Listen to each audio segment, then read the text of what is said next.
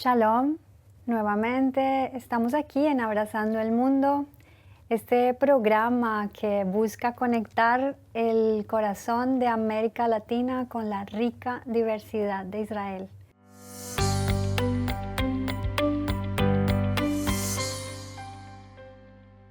Hoy tengo el placer de presentar a una mujer muy especial. Ella es brasilera, Aline, una influencer de un tamaño que ustedes no se imaginan. Muchas gracias por estar aquí con nosotros, Aline. Muchas gracias, Jaya. Es muy lindo poder estar contigo acá hoy. Bueno, naciste en Brasil. ¿Qué hace una brasilera en Israel? Tienes un canal de YouTube de millones de seguidores y tienes un canal que se llama Israel con Aline. Cuéntanos un poco, primero, ¿cómo que Aline llega a Israel? Entonces, sí, nací en Brasil, pero también hablo español porque mi papá es argentino. Entonces, a la gente que me escucha, el acento de ahí viene. Y bueno, yo vine con 17 años a Israel para hacer un programa que se llama Shnat Hachshara, un movimiento de movimientos juveniles de Brasil. Entonces, yo vine para pasar acá un año haciendo voluntariado, estudios. Siempre fui conectada con la comunidad judía, siempre estuve adentro del mundo judío en Porto Alegre, la ciudad que crecí. Entonces, para mí era muy natural venir a hacer Shnat. Y cuando llegué me quedé un año y en el fin de este un año yo ya había decidido que iba a ser Aliyah, porque de verdad la pasé muy lindo y es una cosa distinta cuando llegas a Israel. Yo viví en otros países del mundo, yo viajé mucho, pero cuando llegas a Israel de verdad te sentís en casa. A veces puede sonar un poco como cliché, pero de verdad es Hozrim Habayta, volvemos a casa. Entonces después de un año yo dije, yo de verdad quiero vivir acá. Pero bueno, tenía 18 años, mucha cosa pasando en mi cabeza. Yo volví a Brasil, pasé un año y pico y ahí dije, no, de verdad quiero hacer Aliyah. Organicé todas las cosas y hice Aliyah directo para la Universidad Hebrea porque tenía el sueño de estudiar nutrición. Wow. Entonces la Aliyah vino junto con la nutrición y bueno, llegué, hice mi Mejina, hice mis estudios. Y empecé a estudiar nutrición y empecé a ver que no era exactamente eso todo que yo imaginaba. Y una cosa que pasó durante este tiempo que me empezaron a llamar para trabajar con el turismo. Necesitamos una madrija, necesitamos que hagas algunas traducciones, algunas cosas chiquititas me empezaron a invitar y empecé despacito a conocer el mundo del turismo. Y, ¿Quién te llamaba? Al principio Taglit. Taglit. Taglit Birthright es un programa judío para jóvenes judíos del mundo venir a conocer Israel. Y ya que yo vine de movimientos juveniles, yo hice Shnat, yo fui madrija por muchos años, ellos dijeron, ven a ser madrija del Taglit. Entonces yo empecé a trabajar con el Taglit, empecé a gustar mucho del mundo del turismo y ahí decidí hacer en paralelo a la nutrición también el curso de guía. Entonces yo hice 2 facultades al mismo tiempo. Wow. No lo recomiendo. Fue muy difícil, pero yo empecé a estudiar los 2, terminé los 2 y nunca trabajé un día de mi vida como nutricionista. Wow. Yo directo fue el mundo del turismo y así yo hice mi Aliyah y directo ya nutrición y terminé el turismo y estoy hace muchos años trabajando con el turismo y estoy muy feliz con eso. Wow, increíble, pero vamos por partes. Sí. Cuéntanos cómo era tu familia y tu vida en Brasil, porque tú no eres de San Pablo, no eres de Río, que son las ciudades más grandes que conoce todo el mundo, eres de Porto Alegre, ¿sí? Sí, exacto. ¿Cómo es la vida de un joven judío allá? Entonces, en Porto Alegre la primera cosa que tenemos son como 12,000 judíos.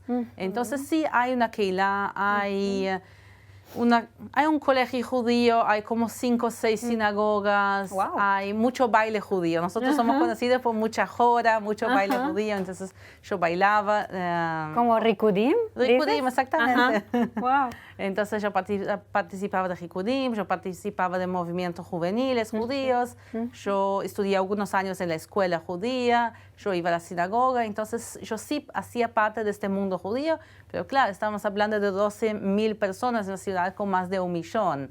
Entonces era crecer en Brasil como brasilera, pero también al mismo tiempo como judía. Y yo me recuerdo que cuando estaba en el movimiento juvenil, yo tenía como creo que 14, 15 años, uno de los madrijín preguntó, ¿ustedes son qué? ¿Son brasileros judíos o judíos brasileros? Ah, ok. Entonces había esta pregunta desde que éramos chicos, pero... ¿Y cómo la contestaban? ¿Judíos brasileros o brasileros judíos? Te puedo decir que todos contestaron lo mismo, que eran brasileros judíos. Yo fui la única que contesté judía brasilera. Quiere decir, yo creo que mi identidad judía es muy fuerte, siempre fue muy fuerte.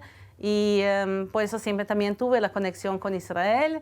Y al final de todos que éramos del mismo grupo, de la misma kutza, yo soy la única al final que hice aliyá. Entonces yo creo que eso viene desde entonces. Yo creo que esta conexión es muy fuerte.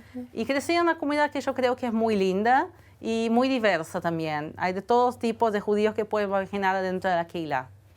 ¿Tienes conexión aún con la Keilah ahí en Porto Alegre? Un poco, tenemos un poco de conexión, tengo amigos todavía de la época, pero ya hice aliyá en 2009, estoy acá desde 2007 con el Shnat, entonces yo voy una vez por año, visito a la Keilah, pero al final con el tiempo me acabé distanciando. ¿Te sientes más de Israel que de Brasil? Yo me siento una brasilera en Israel. Más te sientes una judía en Brasil. Sí, entonces es un poco distinto porque a todos lados, porque acá somos, no todos obviamente, pero somos muchos judíos en Israel, como la gran mayoría de la población. Pero yo siento que soy un poco distinta por ser brasileña, entonces por el acento que yo tengo cuando hablo, por la comida que yo hago a mis hijos, cómo yo me paso el día a día. Entonces sí siento la conexión con Brasil, mismo viviendo acá, pero al final lo judía como primero que tenía allá, yo creo que sigo teniendo acá también. Ya. Bueno, ¿y tú crees que el judaísmo decreció o se incrementó allá en Brasil desde que tú saliste? No puedo decir por las otras ciudades, yo sé que São Paulo, Río son ciudades distintas. Porto Alegre, la comunidad se está achicando con los años. ¿Por allá? No, ¿Por asimilación? Más por asimilación, sí.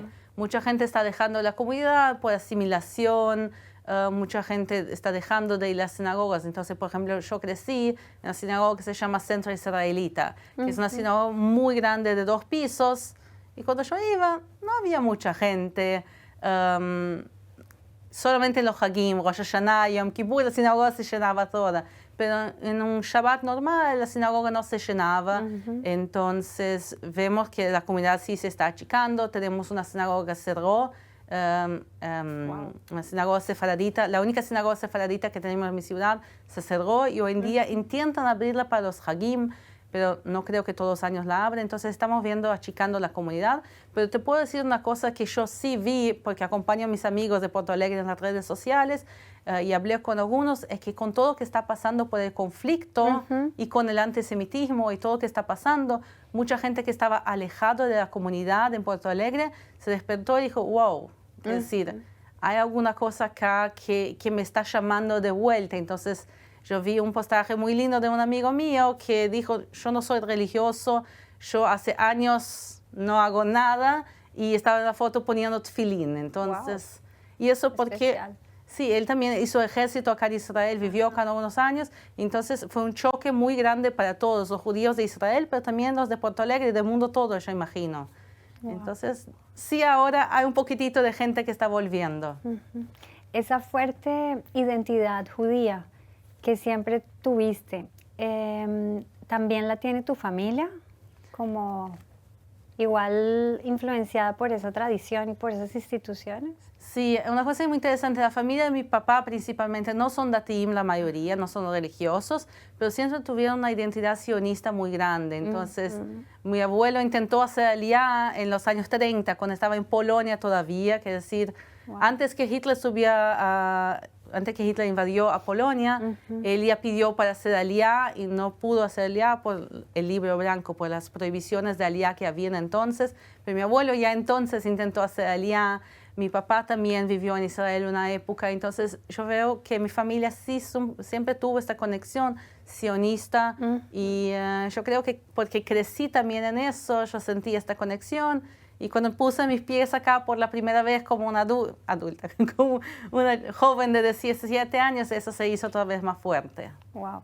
Una joven de 17 años brasilera hablaba inglés, hebreo, portugués, puro. Portugués y español. Y español, ok. Cuando yo llegué en Israel, yo hablaba portugués y español, no hablaba inglés, no hablaba hebreo, entonces el principio de Aliyah fue un desafío, de verdad, pero entrar en la universidad hebrea no es fácil, tienes que tener un idioma bastante alto o estudiaste en inglés. ¿Cómo fue eso? Entonces, yo hice el Shnat acá este primer año con el movimiento juvenil, entonces yo aprendí a hablar, entonces yo hablaba pero yo no sabía leer y escribir. Entonces, cuando llegué a la Universidad Hebrea, yo estaba hablando con la gente por teléfono y haciendo todo, y ellos creían que yo sabía leer y escribir, y yo llegué allá, no sé. La primera cosa, yo tuve que hacer el Pan Kites. Entonces, yo hice el Pan Kites. Son algunos meses que todos los días, muchas horas por día, estudias hebreo para que puedas empezar la universidad. Después tengo más un año de Mejiná, que es un preparatorio para la universidad, que también mucho hebreo. Y ahí, cuando yo fui aceptada a la universidad de verdad para estudiar nutrición, yo no había todavía llegado a un nivel tan alto de hebreo, pero ellos dijeron, nosotros te dejamos empezar el curso, pero en cuanto estás estudiando nutrición por el día, a la noche sos ulpan de la universidad y tenés que sacar proeficiencia, se llama en portugués, no sé si es en español también. Proeficiencia, tenés que terminar la Kitab Vav, que es la más alta que tenemos, tenés que terminar la Kitab Vav y pasar todos los exámenes, si no, no recibís el diploma de la nutrición. Entonces, fue un desafío de verdad estudiar al mismo tiempo el curso y el hebreo y después también el turismo todo junto. Y yo me recuerdo que una de las primeras clases que yo tuve en la universidad fue anatomía. Y yo creía, ok, yo sé hablar hebreo, yo llegué y ahora, ¿cómo se dice? Páncreas, estómago, intestinos. Y yo dije, wow, hay un mundo entero de hebreo que yo no sabía, pero hay que sentarse a estudiar y sí es posible, pero hay que sentarse a estudiar muchas horas por día. Claro, era un área de la salud. Sí, exactamente. Era un mundo en otro idioma que no conocías. Sí, yo ni sabía lo que no sabía cuando empecé el curso. Yo ni había pensado en todas esas cosas. Yo sabía el hebreo de la calle, del ulpan, pero todo este hebreo más científico, ¿cómo se dice? La tabla periódica, carbono, oxígeno. Nada. No, pero fui aprendiendo con el curso. Y también una cosa que es muy importante acá, que la gente está acostumbrada a gente que hace Aliyah y quieren a los olim. Entonces yo tenía mucha ayuda. La gente en la clase, yo llegaba y decía, ¿qué quiere decir la vlave? Yo decía, en inglés, entonces páncreas y internet. Entonces la gente me ayudó mucho también. Buscaba en internet cuando no sabía. Pero había una aceptación de la gente de entender que yo no era israelí, entonces yo sí iba a tener dificultades en el principio. Te trataron con cariño. Sí, me trataron con cariño y me ayudaron cuando podían. Qué bueno. Seguramente todo ese esfuerzo y ese interés y esa vocación por aprender y por incorporarte en la sociedad después te sirvió muchísimo. Sí, exactamente. Yo creo que mi hebreo hoy es muy bueno. Y eso porque justamente yo estudié años en la Universidad Hebrea, en un curso que no habían otros latinos. Wow. Todos eran israelíes, había uno u otro que hicieron Aliyah de otros países, había americanos, ucranianos, rusos, pero no habían otros latinoamericanos. Entonces yo sí pasaba todo el día hablando en hebreo, estudiando en hebreo, y al final el hebreo fue mejorando hasta creo que el límite. Ahora yo todavía tengo acento, como yo dije, pero yo estoy feliz con mi hebreo hoy en día. Qué bueno. En esa época, ¿te llegaste a imaginar por un segundo que ibas a ser una influencer de este tamaño? Hasta hoy cuando me dicen eso, me llaman de influencer, yo digo, sí, soy influencer, que así todavía me estoy acostumbrando con esto, porque para mí también es muy nuevo. Es decir, yo trabajaba con el mundo del turismo hasta que empezó la corona.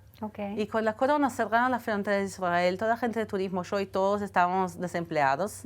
Sacaron una carta de despido. Terminación colectiva a todos los guías de Israel. Wow. Y dijeron, ok, muchas gracias, no hay trabajo hasta Hoda Hadashah, hasta nuevo aviso. Y yo no sabía lo que hacer. Y también no había mucho empleo en el principio de la corona.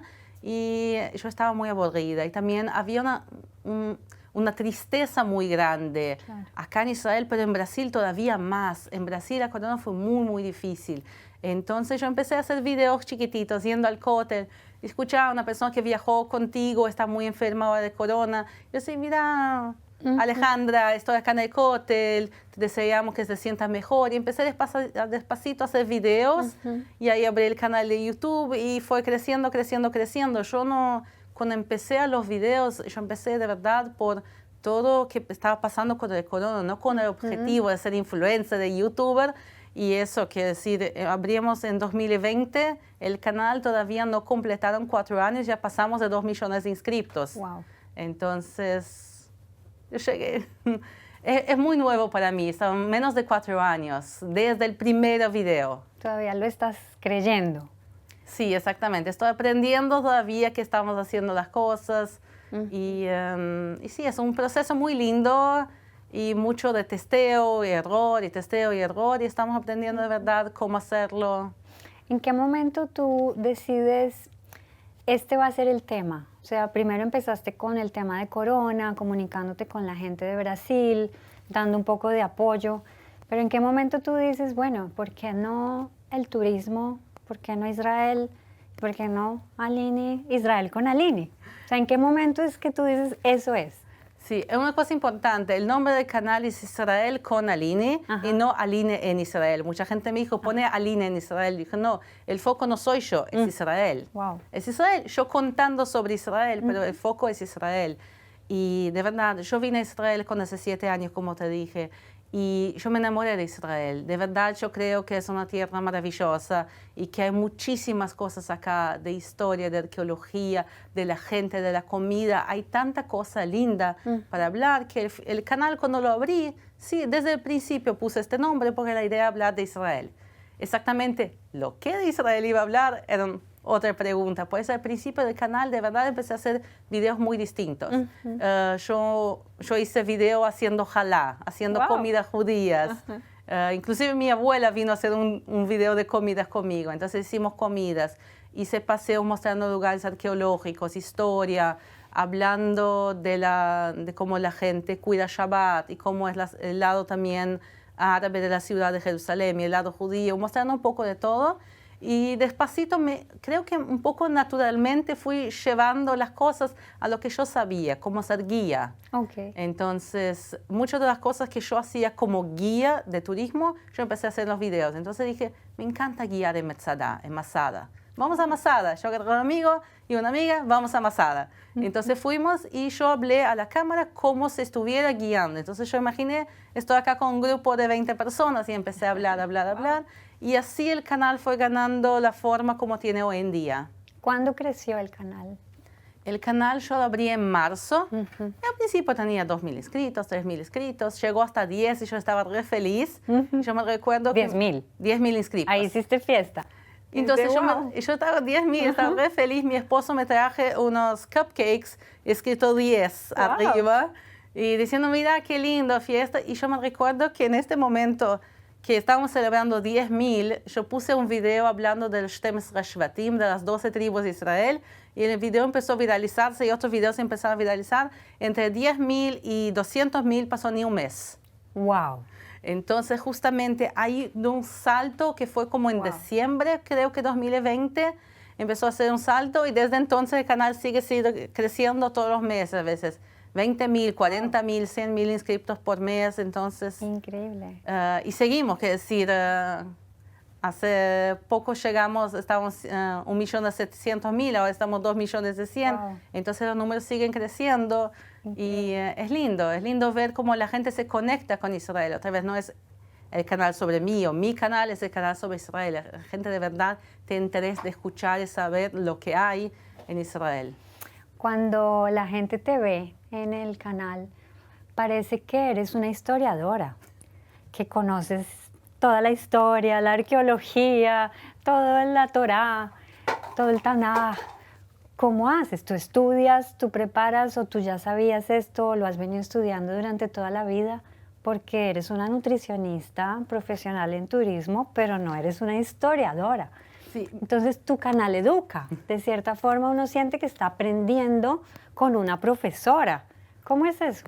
Entonces, mi pasión siempre fue la historia. Ajá. Yo pensé también cuando yo era más joven, que yo quería estudiar historia y al final mucha gente me dijo, no estudies historia, estudies alguna cosa más en seria, una profesión en seria, porque ser historiadora, ¿qué vas a hacer con eso? Esta es una mentalidad de Brasil, porque en Brasil la profesión de historia, arqueología, todo eso no es llevada en serio. Entonces, eso me quedó en la cabeza, no hacer historia. Cuando yo hice en Brasil el psicométrico, el examen, yo lo hice para historia. Ah, wow. Pero toda la gente, no estudies historia. Y ahí cuando vine para acá, yo dije, ok, también me gusta nutrición. Y yo de verdad me gustaba y yo creía que iba a ser una buena profesión. Y al final todos me decían, no haces historia porque no es una profesión en serio. Al final ahora soy youtuber, influencer. Mira cómo el mundo se da vueltas. Pero yo siempre me gustó mucho historia, entonces siempre una cosa que yo tuve. El curso de guía acá en Israel es muy enfocado en historia. Mis tours eran tours históricos, entonces yo agarré lo que ya traía para los videos. Y también yo sí estudio. Okay. Hay lugares que yo puedo hacer con ojos cerrados, como Masada. Hay lugares que de verdad yo sé la historia de memoria. Y hay lugares que a veces yo voy y digo, ok, hay que sentarse y estudiar porque nadie puede saber toda la historia de Israel. Entonces, yo sí todavía siento y estudio antes de hacer algunos de los videos. Wow, increíble. ¿Y has quedado sorprendida de algún tema en particular, como que te llama más la atención y quieres más, o tienes como una dinámica más de feedback con tu público? ¿Cómo planeas los temas? Entonces, tengo algunos temas que yo sí quiero hacer, por ejemplo, entonces, toda cuestión de Masada, del Kotel, de Ciudad de David, me encanta la Ciudad de David. Entonces hay lugares que yo sí me atraen para hacer videos, pero yo sí escucho el feedback y yo creo que es importante. La gente que asiste a mis videos, hay toda la gente, judíos, no judíos, hay gente de todos públicos que miran el video. Y una pregunta que yo veía que llegaba siempre en los comentarios era, ¿de qué tribu perteneces? ¿A qué tribu perteneces? Nosotros en la comunidad judía no es una cosa que nosotros normalmente pensamos. Ok, no sabemos quién son los Levim, quién son los Kohanim, pero si sos Asher, Menashe, Naftali, no es una cosa que nosotros pensamos normalmente. Pero mucha gente, principalmente cristianos, sí tiene esta cuestión de las tribus de Israel. Y la gente preguntaba, y dije, ok, voy a hacer un video hablando de las 12 tribus de Israel, explicando cómo eran y cómo es hoy en día también. Wow. Y justamente este fue el primer video que viralizó en internet, de lo que hice. Entonces yo desde el principio vi que es muy importante el feedback de la gente, lo que a la gente le interesa. Entonces yo sí intento leer los comentarios e intentar chequear lo que la gente quiere ver. Pero tienes 2 millones o más de seguidores. ¿Cómo tienes un feedback posible y razonable con 2 millones de seguidores? ¿Cómo es el feedback? Tú ya creciste, tienes un staff de personas que te ayudan a entender tu público, o te dedicas un día entero. ¿Cómo es la técnica de ser youtuber hoy en día? ¿Cómo es? Entonces yo no tengo todos los videos, la cuestión de contenido, dónde filmar los textos, lo que hablo, todo yo hago sola. Wow. Porque al final es mi visión sobre Israel, el canal. Entonces eso yo hago sola. Y yo paso bastante tiempo leyendo comentarios, leyendo los emails que la gente manda. Tenemos una vez por semana un chat en vivo con... todos los domingos hacemos chat 1 hora y media con la gente, entonces yo sí intento ver el feedback. Obviamente estamos hablando de más de 2 millones de personas, no voy a lograr leer todo, pero mismo si logras leer 10%, 5%, 20%, no sé cuánto logro en porcentaje, pero lo que logras, tenés una idea general de lo que la gente está pensando, lo que está gustando, no, a veces alguna cosa también no les gusta, lo que quieren saber, dudas. Entonces yo intento mantener esta comunicación, obviamente no con todos, pero lo máximo posible. Wow, increíble. Y las fuentes, por ejemplo, tú dices, ok, voy a hacer sobre las 12 tribus de Israel. ¿A dónde vas? ¿Dónde lees? ¿A quién le preguntas? ¿Cómo haces? Entonces, ya que tengo un poco de background de historia, yo intento usar lo que ya tengo. Entonces, ok, sabemos, por ejemplo, que hay Levim, hay Kohanim, por ejemplo. Mi familia del lado de mi mamá son Kohanim. Entonces, vamos a buscar en internet lo que hay informaciones de Kohanim. Me encanta también usar Yosef ben Matitiao, Flavio Josefo, es un historiador del primer siglo que habla muchísimo, con muchos detalles sobre Israel. Entonces, él también son informaciones muy buenas sobre cómo era la época del Beit HaMikdash, del templo. Hay libros, mi esposo también tiene una biblioteca gigante de libros en casa de historia de Israel, y yo intento usarlo. Y también mucho de la arqueología, a veces nos baseamos mucho en la arqueología para entender mejor cómo es la historia. Entonces, lo busco de distintos puntos, no hay una cosa específica que yo busque, sí, buscar distintas fuentes y juntarlo todo y ponerlo de una manera fácil de entender. Yo creo que lo más importante es hacer un lenguaje accesible a la gente. ¿Y tú crees que es eso lo que garantiza el éxito, como ese lenguaje simple, fácil de entender? ¿O cuál crees que es realmente esa cosa que te conecta con el público y que te hace crecer como youtuber? Yo creo que la gente, yo hablaba mucho más de Brasil porque yo soy brasilera y mi público la mayor parte es brasilero, pero yo veo que los brasileños, la mayoría, tiene mucho interés sobre Israel. Puede ser por la conexión judía con Israel, la conexión cristiana por Israel, la curiosidad de qué es Israel, que tanto hablan en las noticias, pero la gente de verdad tiene una conexión muy fuerte con Israel y quieren saber. Y no hay mucha fuente de información, porque cuando prendes la tele, es siempre la misma cosa.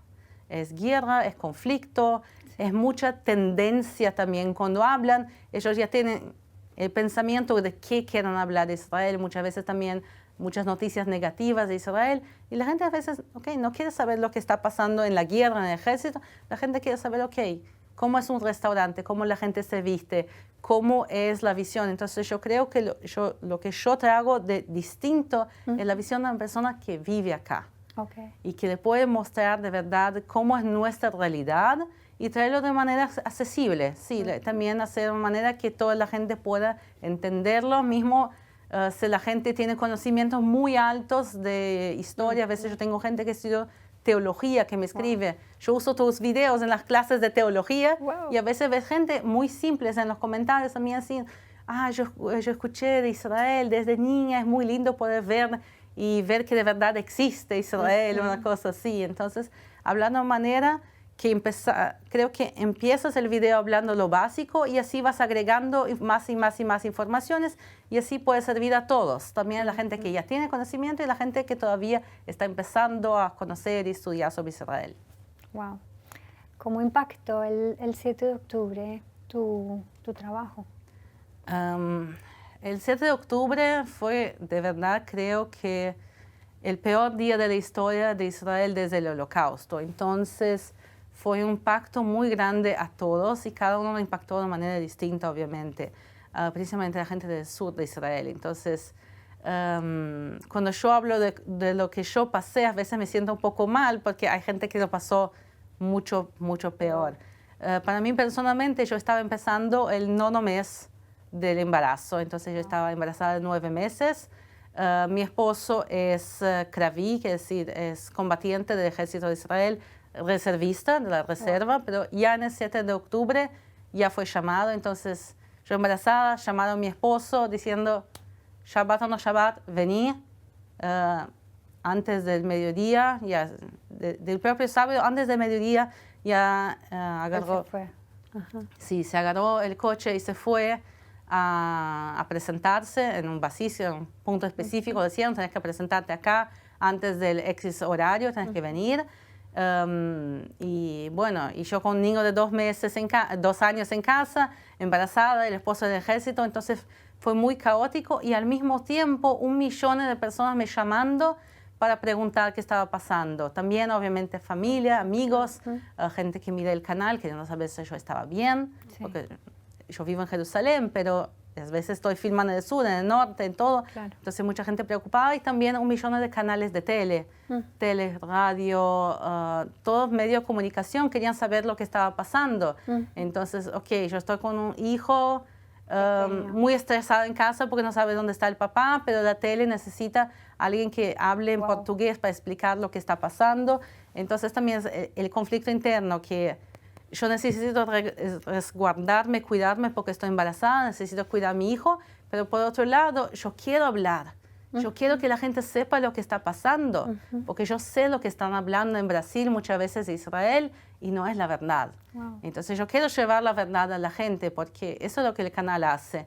Yo no vengo a hablar en épocas normales, no vengo a hablar de guerra, no vengo a hablar de ejército, yo vengo a mostrar nuestra realidad, la historia, las cosas lindas que tenemos, y ahora ver la gente hablando mentiras de Israel. Yo quería ir y hablar y hacer, pero fue una... No quiero mirar los videos de lo que pasó porque me va a hacer mal, Claro. pero necesito hablar. Y entonces fue muy, muy difícil el 7 de octubre y el primer mes fue muy, muy difícil. Claro, estabas a punto de dar a luz. Sí, O sea, tu coraje y tu fuerza y tu amor por Israel y tu servicio te dieron fuerza para salir a hablar, mismo en una situación, en un contexto con un hijo pequeño, con una barriga de 9 meses. sí, justamente Increíble. yo quería ir y quería hacer porque de todo, no voy al ejército, que decir, no voy a ser combatiente, no voy al ejército a luchar obviamente, no puedo ir ahora a hacer un montón, a hacer voluntariado, porque cuando el 7 de octubre empezó, cada uno fue a hacer lo que podía. La gente fue a hacer sándwiches y fue a llevar cosas y preparar comida y hacer un montón de cosas. Y yo no podía, yo con 9 meses embarazada, no puedo, con un niño chico en casa, no puedo salir a hacer nada. Y lo que podía hacer de verdad era hablar a la gente, a la media y contar la verdad. Contar que Israel está siendo atacada, que Israel está siendo obligado a se defender. Y un montón de cosas así. Entonces de verdad fue muy, muy difícil el primer mes. Y bueno, el 7 de noviembre nació mi bebé. Y yo dije, ok, gente, ahora perdón, pero... ¿Cuánto paraste? ¿Cuánto tiempo paraste? Creo que 1 o 2 semanas. Wow. Porque de verdad todavía estaba pasando todo. Quiero decir, hay un límite de cuánto yo puedo desconectarme y parar. Porque otra vez es el conflicto. Cuidar de mi hijo, cuidar de mi salud. Ahora en este caso hay a los 2 hijos, cuidar de mi salud. Pero por otro lado, Israel necesita a nosotros ahora. Israel necesita, cada uno tiene su manera de ayudar al país y mi manera es mostrar a Israel y contar la verdad. Y yo sé, porque tengo un público grande, yo puedo llegar a mucho más gente. En octubre, con todo lo que estaba haciendo menos videos, llegamos a más de 20 millones de visualizaciones. Wow. Entonces, ahora, 20 millones de visualizaciones. Wow. Sí, en el canal principal, además de toda la tele, de todas las cosas que yo hice externas, fuera de mi canal, sin contar Instagram, TikTok y todas las otras cosas. Entonces, yo sí sentía que tenía una responsabilidad con Israel. Entonces, justamente fue este conflicto al principio, pero, Baruch Hashem, gracias a Dios, ahora las cosas ya están mejorando, estamos en otra fase y creo que el peor ya pasó. Sí, más es como un drama que, guardadas las proporciones, sufren muchas mujeres en el mundo. Es como balancear la vida profesional con la vida familiar, y especialmente cuando tienen hijos pequeños, cuando están embarazadas. Y la verdad es que tú eres un ejemplo de eso en una situación donde evidentemente tu público te necesitaba tanto. Paraste 2 semanas. Ahora, ¿cómo te estás sintiendo? No, ahora estoy mucho mejor. Mi marido también está en casa ahora por un tiempo. Ya tiene fecha para volver al ejército, pero ahora está un tiempo en casa, entonces las cosas son más fáciles para mí también, para mis hijos. Pero sí, hay que encontrar este equilibrio de la familia con el trabajo. Y fue una cosa que yo ni siempre fui muy buena en hacer. A veces por muchos años, principalmente antes que mi primer hijo naciera, yo tenía muchas veces el enfoque en el trabajo. Y a veces mi esposo decía, otra vez vas a viajar, porque el trabajo de guía es mucho tiempo fuera de casa. Okay. Entonces es un equilibrio muy delicado y con el tiempo yo empecé a mejorar. Con el corona también me ayudó con eso, de parar todo por un tiempo y enfocarme más en mi familia. Y ahora otra vez estoy intentando de verdad encontrar el equilibrio, pero ahora todavía más con hijos, que decir, de prioridad es los niños, y sí es posible.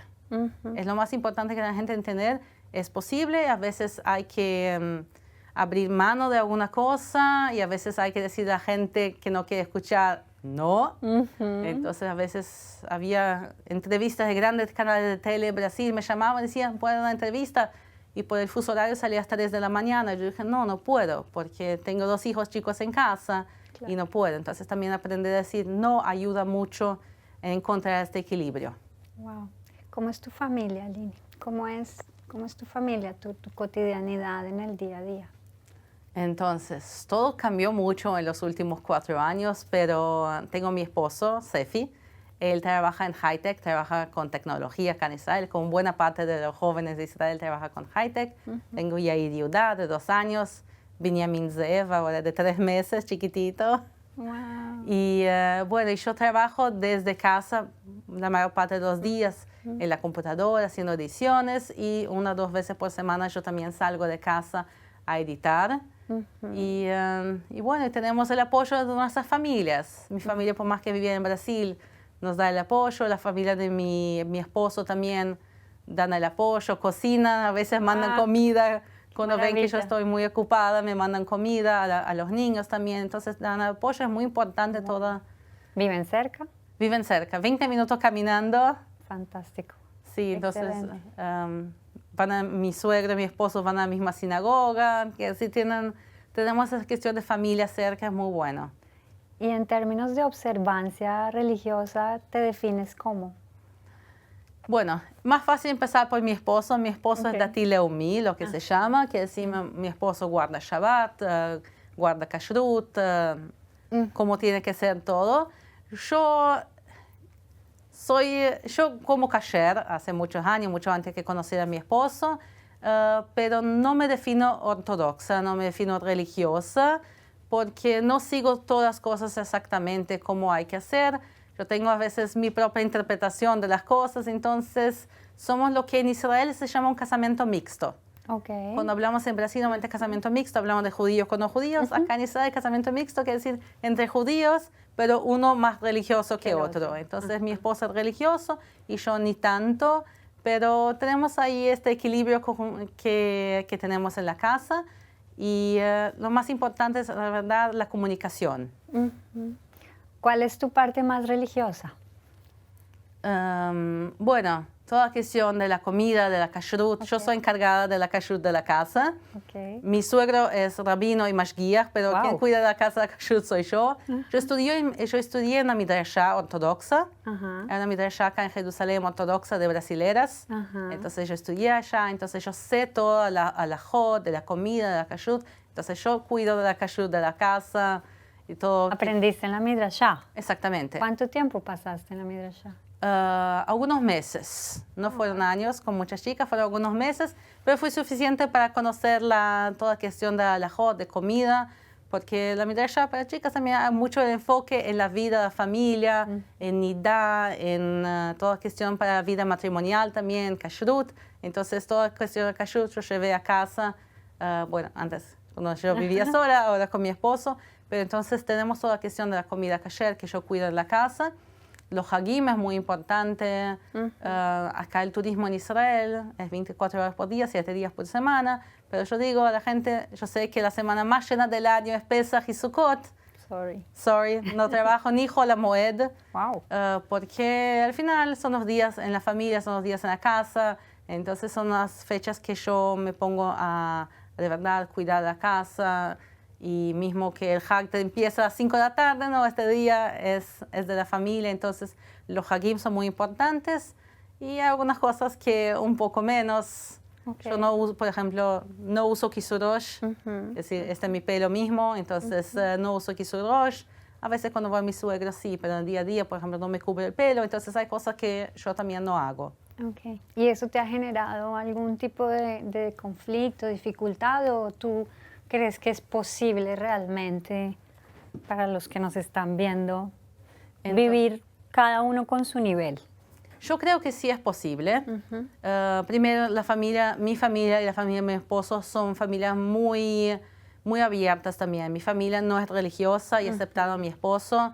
La familia de mi esposo es ortodoxa y me aceptaron muy bien. Entonces, sí hay la aceptación de la familia, pero lo más importante es la comunicación. Okay. Desde el principio, cuando empezamos a salir, yo y mi ahora esposo, yo dije, escucha, no soy religiosa, vos sos de ti, yo no soy.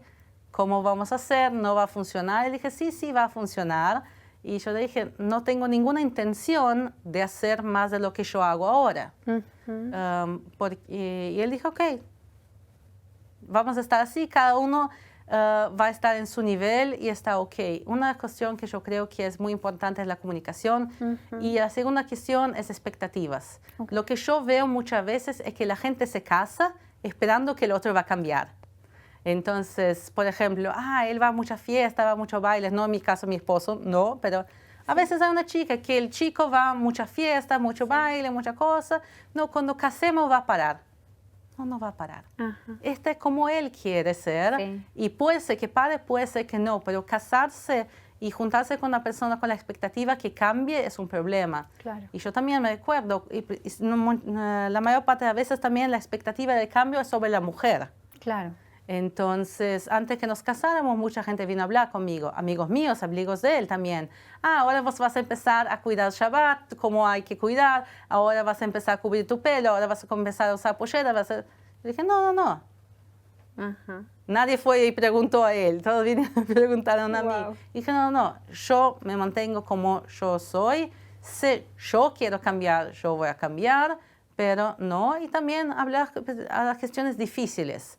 Por ejemplo, hablamos, ok, si yo hago una cosa y vos haces otra, ¿cómo los niños van a hacer? Entonces Exacto. También una cosa que hablamos mucho antes de planear de tener niños, antes de que nos casáramos y hablamos en el caso que tengamos niños, ¿cómo vamos a hacer?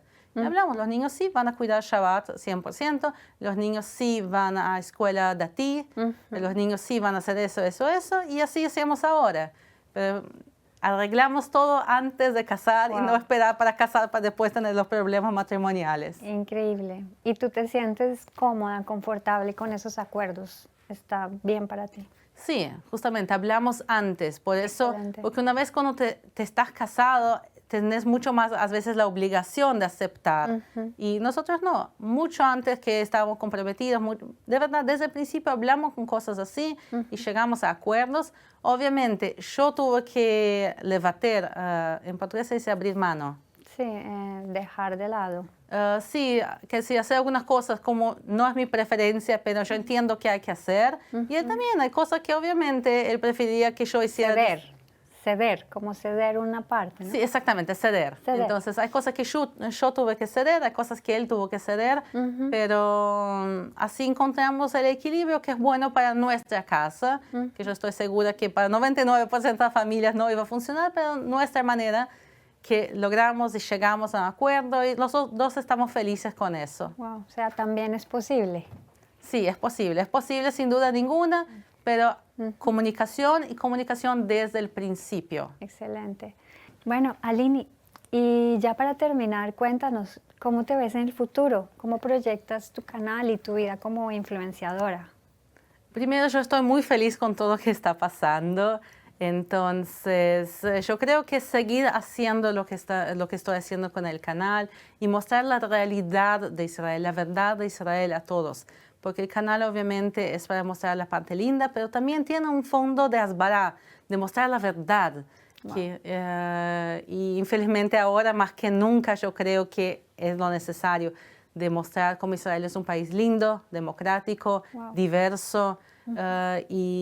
Esto creo que es el proyecto del canal. Y también tenemos una otra cosa que son las caravanas, como llamamos en portugués, son los viajes a Israel, que yo hacía como guía de turismo antes y yo quiero seguir haciendo ahora como guía de turismo. Entonces son todos grupos que traemos a Israel para mostrar no solamente por video, pero también mostrar acá personalmente para la gente. Entonces, son mis dos proyectos, mostrar para la gente online y mostrar también a la gente poniendo sus propios pies acá. Entonces, son mis proyectos. Qué interesante. Que tengas mucho suceso, que tengas mucho éxito, que sigas creciendo y mostrando esa verdad que tú dices que es tan importante. Y si tú quieres dar ahora un mensaje para quienes nos ven, para las mujeres latinas que están detrás en cualquier parte del mundo, puede ser aquí en Tel Aviv, o puede ser en Argentina, o puede ser en México, ¿qué mensaje les darías? Entonces, como judías y como latinas, vos naciste en Colombia, yo nací en Brasil, pero tenemos una cosa que nos une a todos, que es Israel.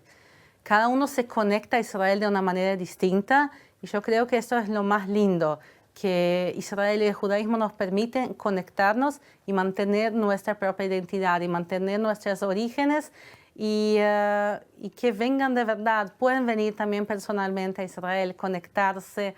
Somos tan distintas, pero tan próximas y tan similares al mismo tiempo. Yo creo que esta es la belleza del judaísmo también, está en su diversidad de orígenes y conexión.